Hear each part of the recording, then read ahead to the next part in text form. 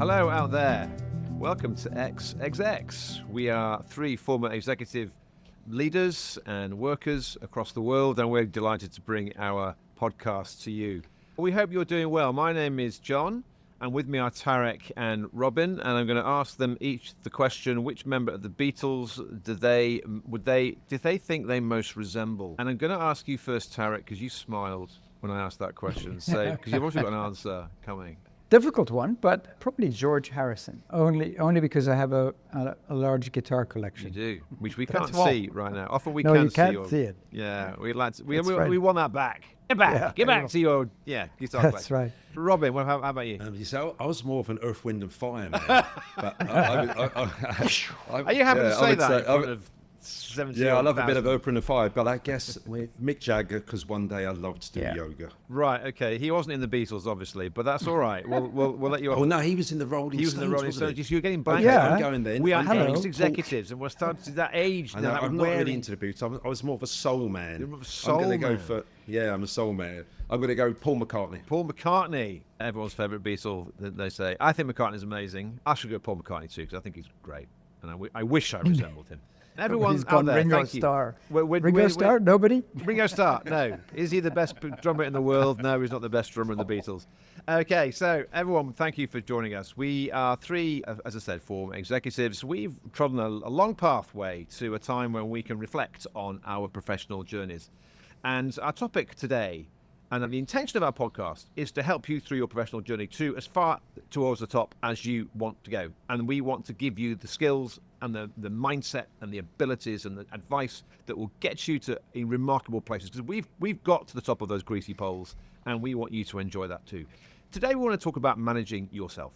Your professional journey will test your character, your time, your relationships, all sorts of things that are personal. They're not necessarily just professional. And I want to bring Robin in straight away here because he's a man who talks often about this. He's a coach. He works with a number of high-up executives who require his guidance. How often, Robin, do you get into conversations about managing yourself in your coaching sessions? No, I think often most of the people I coach have got, high-powered jobs, a lot of stress, requiring a lot of focus, and a lot of them want to talk about how they manage their overall life, how they get that work-life balance right, and how they can step away from the workplace. And actually, I would say more than 50% of the time, that's what people want to focus on. So people have sort of got their act together in terms of their job, but not necessarily how they balance that with their family life and the other sort of pursuits they want to follow in your life. So I would say almost every person I coach, that is one thing that they have to focus on. Do you initiate that discussion, or do they naturally bring it up? No, they naturally progress onto it. I think most people, I think you won't meet a senior executive who won't talk about work-life balance and managing themselves more effectively, in my experience. And that's something that pervaded my career as well. I think you ask yourself that question all the time. So no, I never have to raise it. Tarek, how do you reflect on what Robin has just said? Well, I've also coached people, high-powered executives, founders of their own firms, etc. But I also changed myself. I was lucky enough during my career when I was in a key position to have the support of a coach who basically taught me how to rewire myself and take on some of those behaviors that changed me. And as you asked Robin a really good question, which is, do you initiate it or do they? Most of the time that I've observed is if people want to change, then that's a great starting point. If they have no awareness or no desire to change, then it doesn't make it if the coaching isn't going to work, right? So I think the first thing in my mind, if you are, even without a coach, if you are looking at this yourself, self-help, if you will, is self-awareness, right? So it's like, what is it? Is that one behavior, one thing that you feel you want to change? And sometimes it's a hidden one. It's an unconscious bias, right?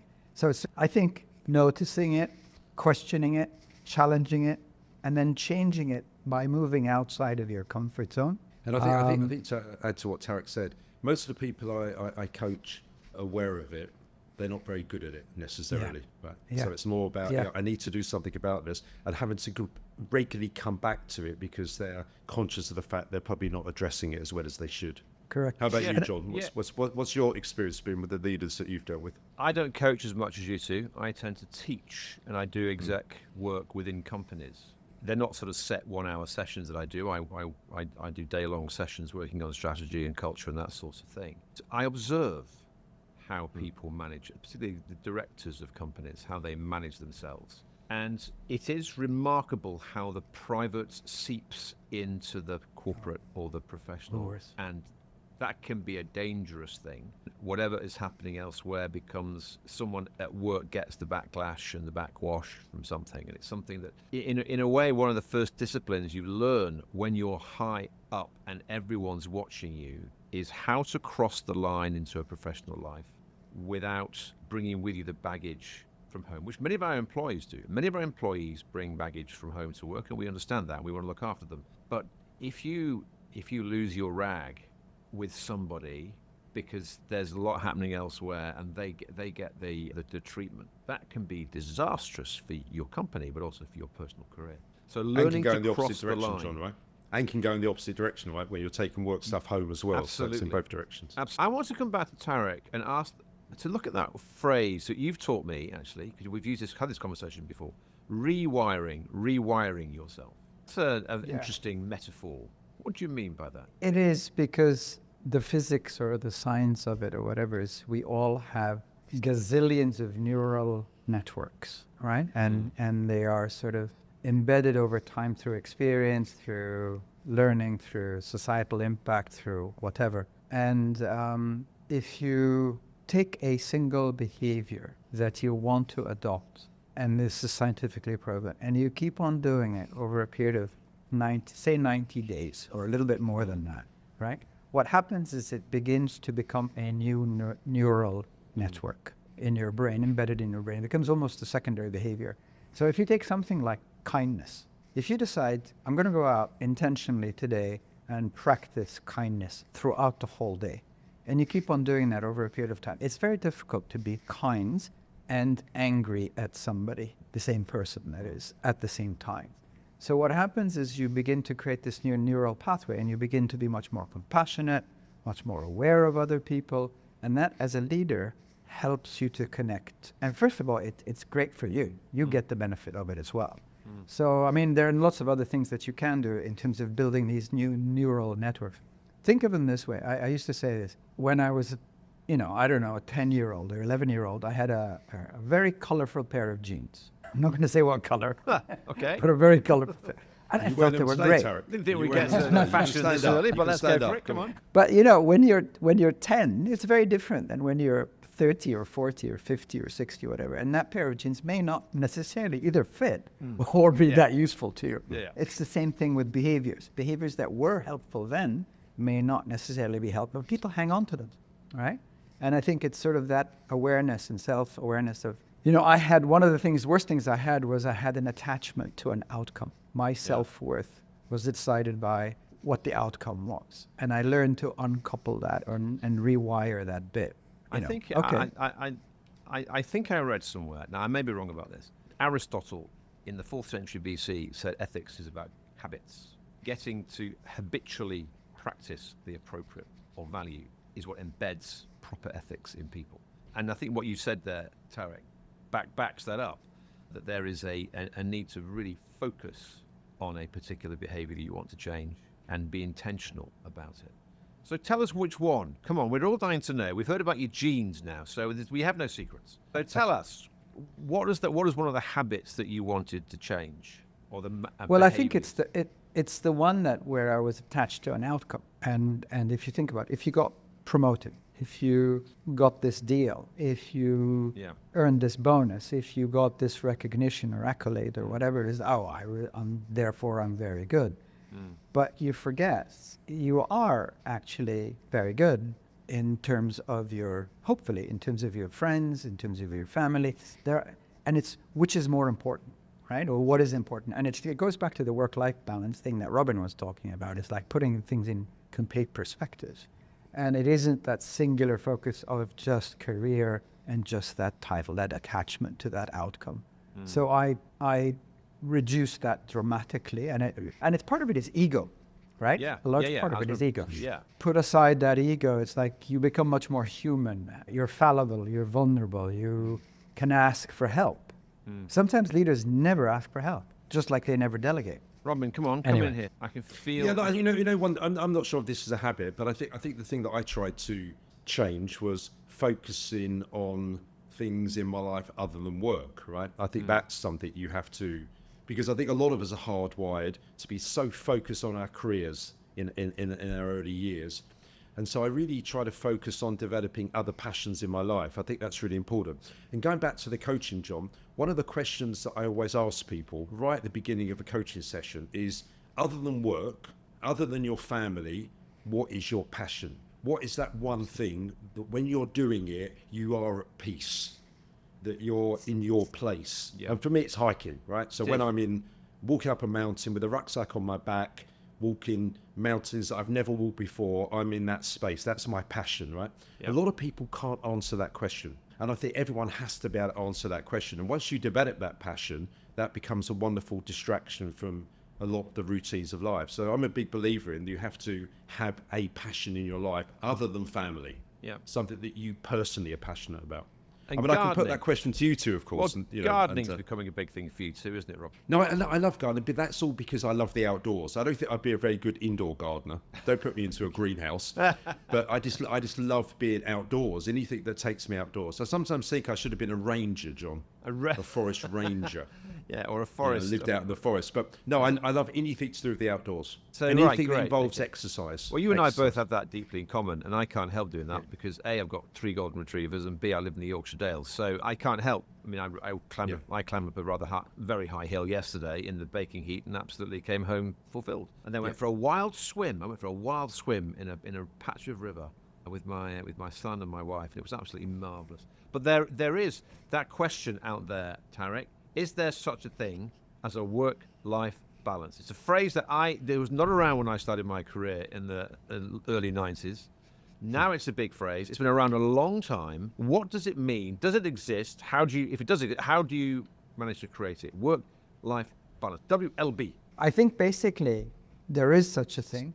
I think it's different for every individual. If you're a professional woman, sometimes you have to balance a lot more things than a professional man, right? In their career. Children, if they're married, career, and so on. At a stage, and all 3 of us have experienced this, is elderly parents, right? It's another challenge, if you will, that duty and challenge that we have to all face. So at different times in your life, there are pushes and pulls, if you will, to that have on you, and you have so many hours in the day, right? And every individual is different, and every society is different. Some people can comfortably put their elderly parents in a home. In other societies, that's just not done. You take care of them yourself with help at home or whatever. So I think, yes, it does exist. Yes, it does create stresses and strains. But also then you have to say, okay, what needs to go? And I think the loser tends to be in all of this is your own personal time. Your happy place that Robin was talking about. It sounds like, oh, I'm being selfish if I want to take an hour or 2 to play guitar or ride my motorbike or go for a walk, as you said, or whatever, because I should have been taking care of the family, I should have been focusing on whatever. But you have to balance all of those things. And I think just being career focused and oriented, it's a wiring, it's a behavior. And I think it's worth rewiring that early on, because you create balance and you can draw the line, right? I know a lot of people that say, no, I'm not going to work after this hour. No, I'm not going to work at weekends, And I want to come back to that. And I want to come back to what you just said there. What I've discovered since I've stepped out of a single full-time job as a top exec into a whole portfolio of things is that they bleed into each other, and the voluntary stuff, because it's voluntary, can be the stuff that takes away your personal time, because the professional stuff is timed and it's paid and everything else. But then I wanted a good balance of pro bono and paid work. And if for any people out there thinking of stepping down or are recently retired and you want to do some pro bono, yeah, great, but they will demand from you, because good people get asked more of. and it's one of those things, and watching is watching it and controlling But it. also, John, I think what you don't want to do, you don't want to make that equation a stress in and of itself, right? Yes. So a lot of people agonise about their work-life balance, right? They're constantly agonising, have they got it right? I think it changes over time, doesn't it? I think there are points in my career where I absolutely had to focus a disproportionate amount of time on my job, and then other periods of my career where maybe I was able to spend more time with my family. So I think it's a bit of a moving feast, the work-life balance, and I think you're constantly reviewing it, constantly adjusting it, but don't overly stress about the notion itself. Stress. I want to come to stress in a minute. Go on.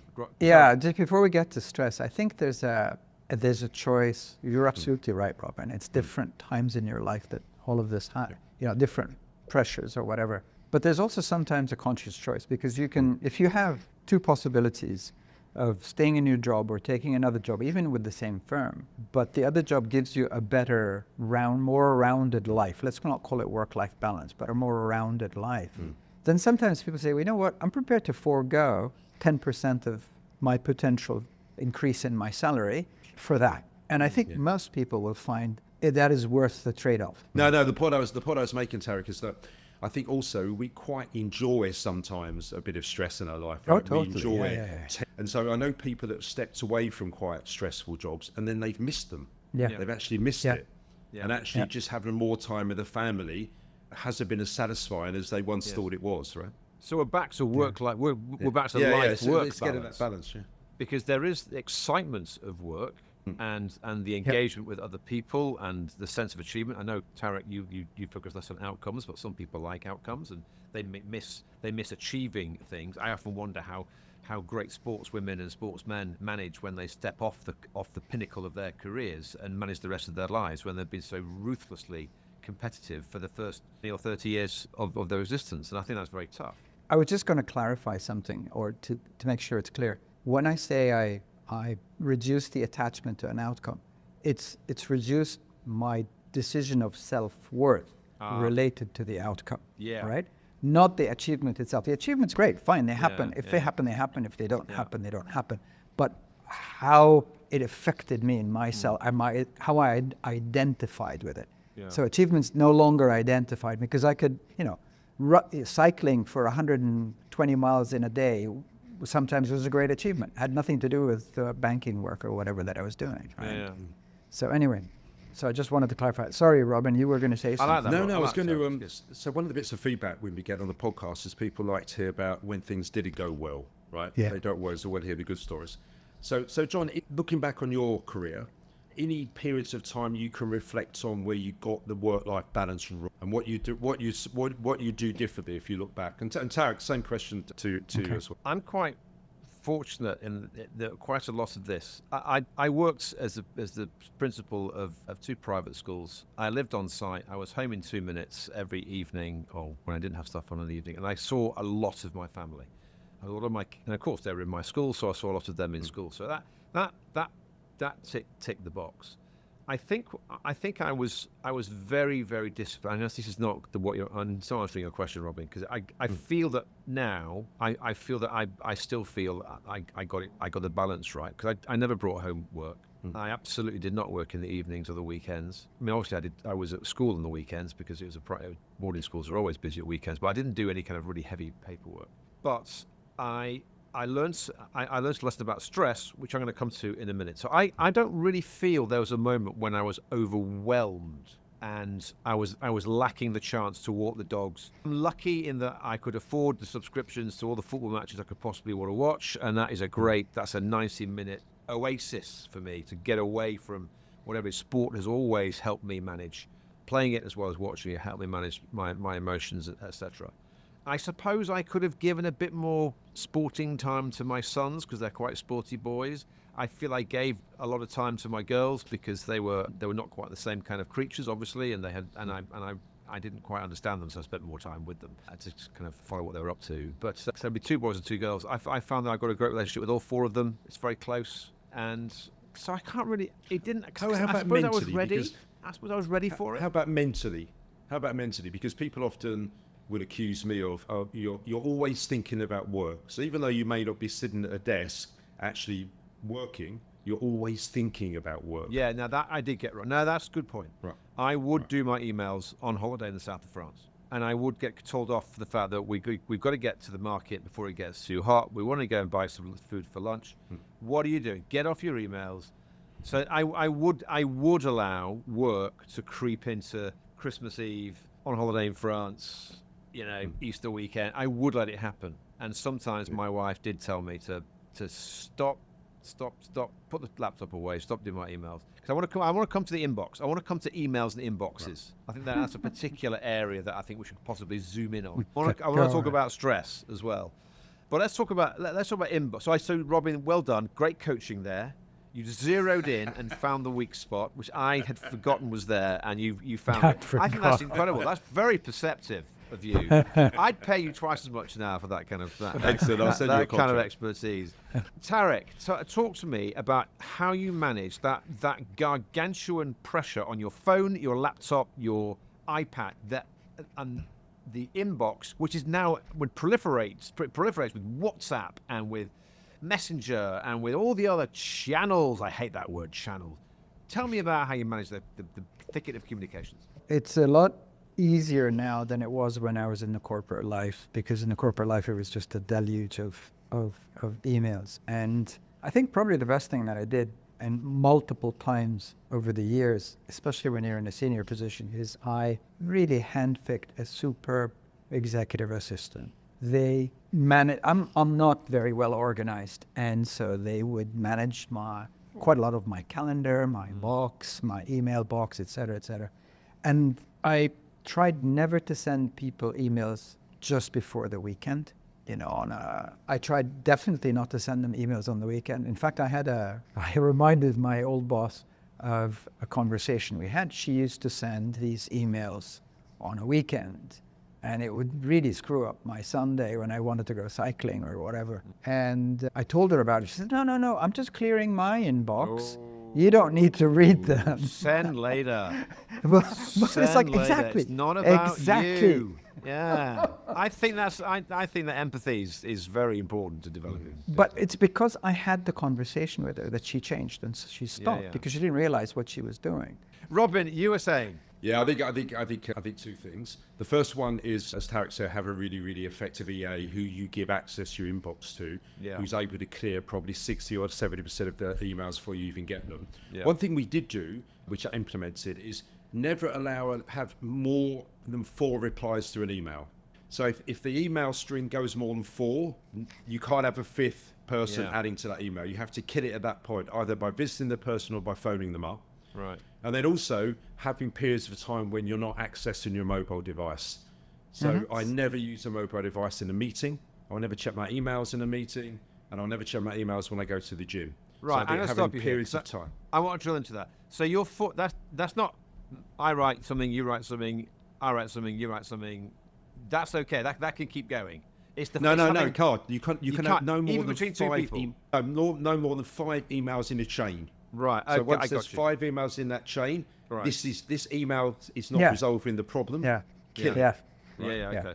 Have the conversation. Phone up, and 90% of the time, the issue is resolved instantly. And often I used to maybe say to people, I used to point at the phone. You see that ancient device over the corner of your desk? You find that far more useful than emails. 90%. Just call the person, resolve the issue. Actually, adding to that, Robin, I think one of the things that used to kill me is that people would send each other emails when they're sitting 3 desks away. Yeah. I mean, they were all in the same geography, same building. And what I used to do is, instead of sending these emails when I was in London at Standard Chartered, I used to walk the floors. I used to go to people, instead of sending a response, I'd go to them and say, so what is it that you're trying to say, or what are you asking? And it's done in 2 minutes. And I get some exercise in the process as well. So, sometimes. How about you, John? What was your solution with emails? I'm ruthless with my inbox. It only ever has messages that are current, and I keep it very, very short. And I use the filing system in Outlook to make sure I can refer to them. If the job is done, get rid of it. I'm not one of these people that's got 1,000 emails and they've got something marked for see this later and do that now and all that kind of thing. I keep the inbox very short. I respond to as fast as I can so I can stay on top, because I get quite a few, as I said, because of activities I'm involved in. But I'm interested by what Tarek has said about the EA, and I'm interested also about having the verbal conversation, because that can sometimes take longer, but it has to take longer because you cannot. An email chain can go horribly wrong. And also, John, there's some issues can't be resolved via email. Once you've got 3 or 4 people engaging on the email, you're never going to get consensus. It's impossible. Yeah. So gather There's the people in the room. There's also, I mean, we live in a multicultural world, so there's also sometimes very clearly misunderstandings that creep in. Your use of a term or a word might be mistaken for something else, and just prolongs the chain of emails. When in fact, if you picked up, maybe I wasn't clear, this is what I meant, blah, blah, blah, you explain it, and then it does get resolved. So it's a bit more effort. Voice, but style of communication, are all important to make people feel up or down. And this is going to be our last topic today, but I feel we're going to come back to this because we have a special guest coming next month who has a lot to talk to us about. So I want to come to stress here and how we manage stress, what it is, and how we manage it. Robin, what do you think? What do you talk about with your client? Well, I think you've got to find an outlet, haven't you? So you've got to. I think as I've got older, I've started to recognise when I'm getting stressed. So I'm much better at sort of self-coaching myself and recognising the signs when I'm starting to get stressed. So therefore, I'm able to address it quicker.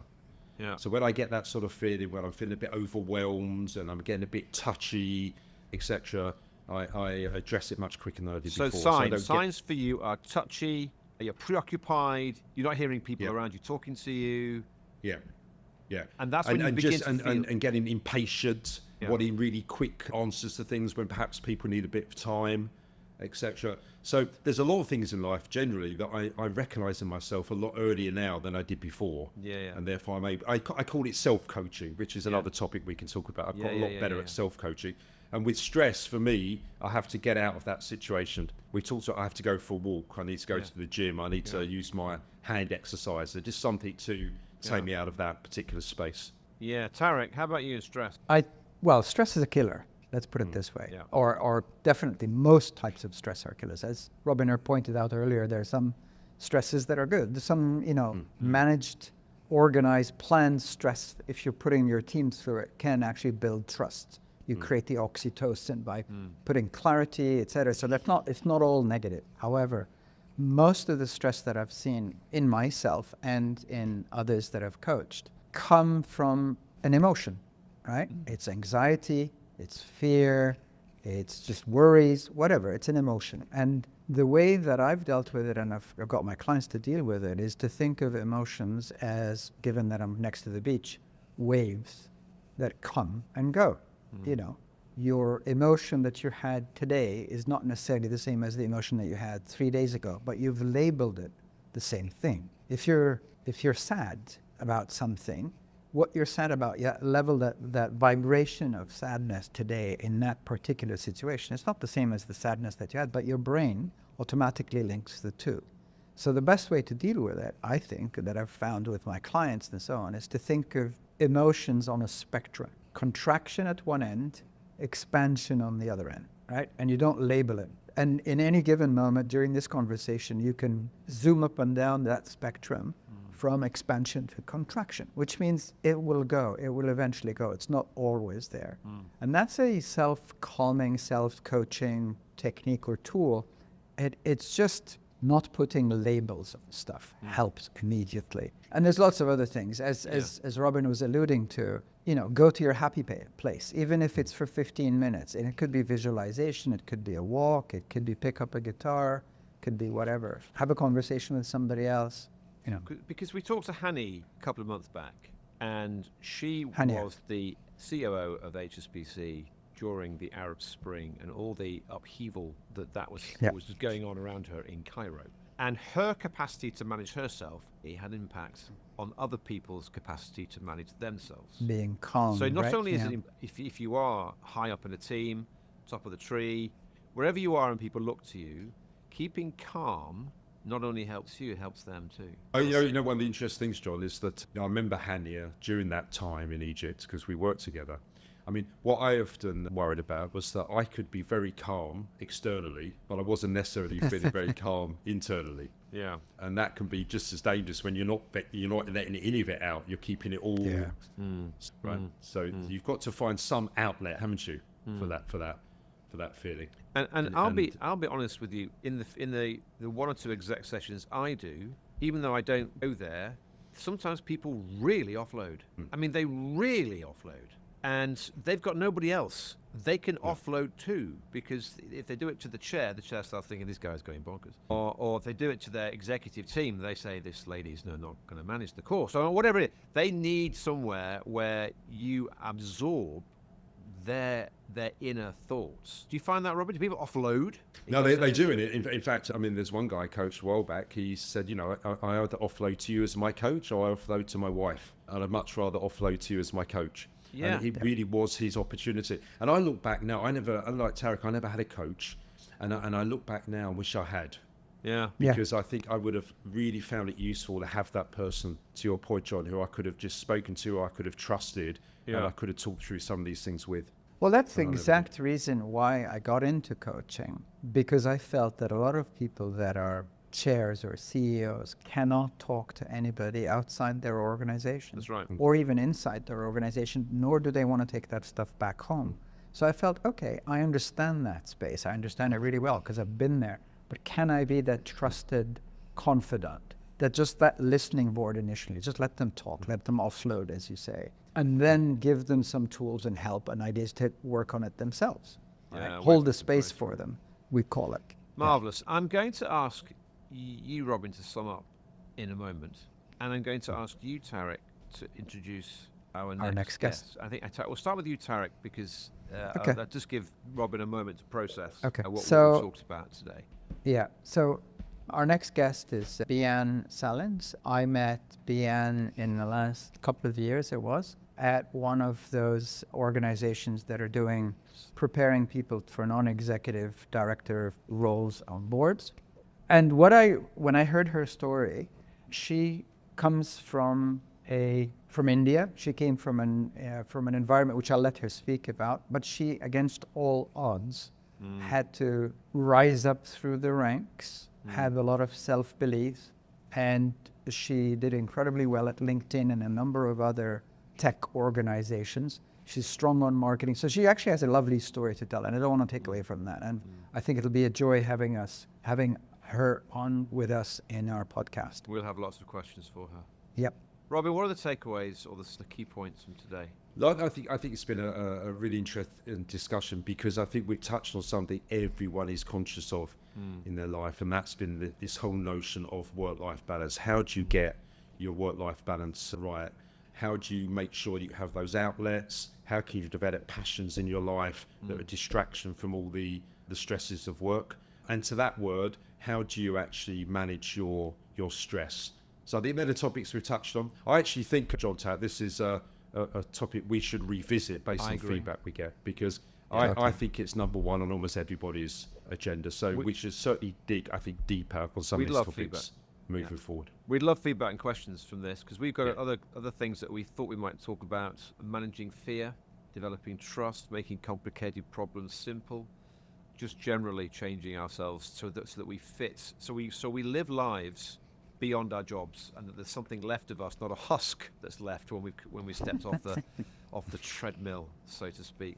Everyone, thank you for listening. We hope you enjoyed our conversation. Send us questions, follow us, share us. We're growing in a number of followers, and we're having thousands of people there have been thousands of occasions when people have tuned into something of what we've said. So we're really pleased about that. We got through the 10,000 barrier recently, and that was great to see. Just for people just hearing a bit of this and a bit of that. Maybe it's 10,000 of the same person. Maybe it's my mum. You never know. But anyway, it's great for you to be part of this. We're very warm with you. We're here to support you. If we can support you in your companies or as you individually, we love to hear from you, because we've got something to give. Otherwise, farewell. Manage your lives well. Stay well. Work on that work-life balance. And if you've got a guitar, even if you learnt 3 chords, pick it up and do a song. Next time, Tarek will sing to us a piece of music he's written over the next month, and it will be about managing your rewiring as opposed to restringing yourself on your guitar. Everyone, thank you. We wish you well. Tune in next time. Take care. Bye-bye.